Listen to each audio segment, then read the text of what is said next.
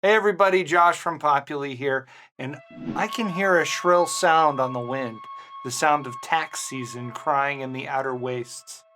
It's 2026 and now it won't be long before you'll want to release 1098-Ts to your students. Here's a look at what you'll need to know about the forms for the 2025 tax year and how Populi can help you get the job done. First off, deadlines. You'll need to release 2025's 1098-Ts to your students by January 31st, 2026. And you'll need to file these forms with the IRS by February 28th. If you're e-filing, you'll have until March 31st. Organizations filing more than 10 instances of the 1098-T are required to e-file. Another note about e-filing: if you haven't already set your institution up to e-file, don't assume that you'll just be able to e-file when it comes time. It's our understanding that there is some lag in the setup time, so you want to make sure that's squared away in advance. To clarify, in this video, as we're talking about e-filing, we're talking about the IRS's Filing Information Returns Electronically system, the FIRE system. We'll have more on e-filing and the FIRE system at the end of the video. Next, reporting requirements. These haven't changed this year. You're still reporting any qualified expenses, tuition, fees, and any required enrollment expenses paid for a student in the 2025 tax year. If you have any questions about the official IRS instructions, you can find the answers at goodoldIRS.gov. The link is in the description. Populi automatically generates 1098-Ts for all your students who were charged or enrolled in 2025. Let's do a quick overview of the 1098-T process in Populi, and then we'll get into the details. First, Populi automatically generates preliminary 1098-Ts for students based on the information on their profiles. Then your team checks and, if necessary, adjusts amounts, deals with error notifications, etc. Then you release the 1098-Ts to the students. After that, you choose how you'd like to file with the IRS and then export the appropriate format from Populi.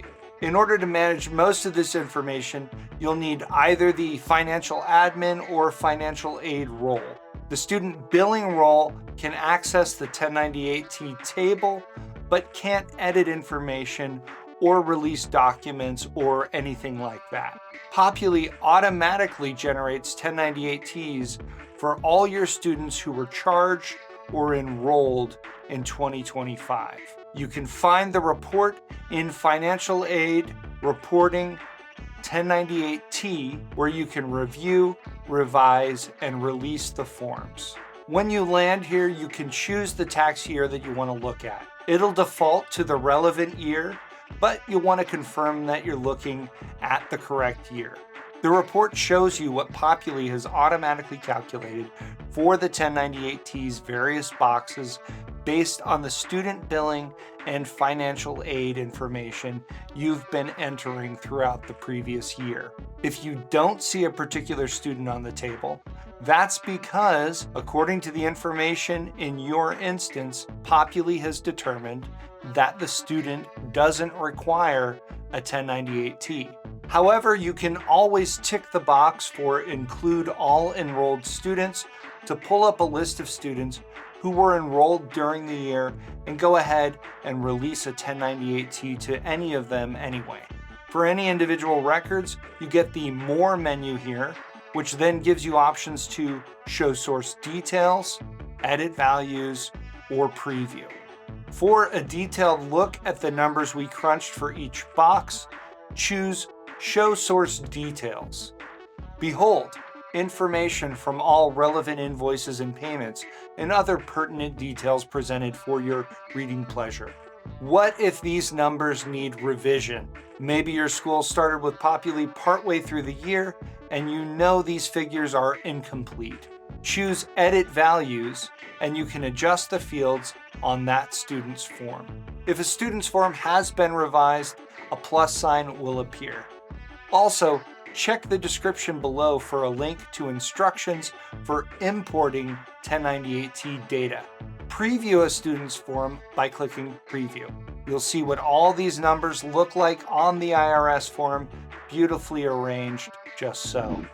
Should you see an orange triangle, you'll need to trot on over to that student's profile under the Info view, and if you're able, enter their Social Security number. Without that, the form can't be submitted to the IRS.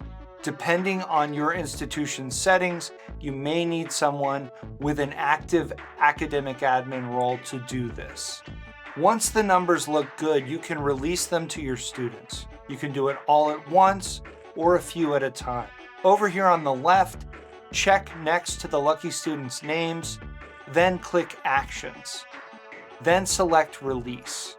Review the information in the dialog. The college EIN and phone number are drawn from the entries made in financial aid settings, and the checkbox certifies that you've done your darndest to make sure these forms are as accurate and as complete as possible. Finally, click Release to Students. Once you do that, the students will be able to find and download their forms on their profile financial dashboards. They'll also get an email. After forms have been released, you can make use of the various export actions to generate the forms in various formats: Excel, CSV, PDFs of student forms in case you need to mail them out. This is also how you'll produce forms to file with the IRS, and how you can generate a TXT file that you can upload to the IRS e-file system. One thing you can't do, though, is continue to edit values. If you try to edit a currently released form, you'll get a message politely telling you that you're barking up the wrong darn tree, dangnabbit. Remember that the actions, including the various export options, only work for the students whose names are checked at the time that you click the action. Back to the FIRE e-filing system. As you're probably aware, this is a transitional year for e-filing. This year, 2026, will be the last year for the FIRE system.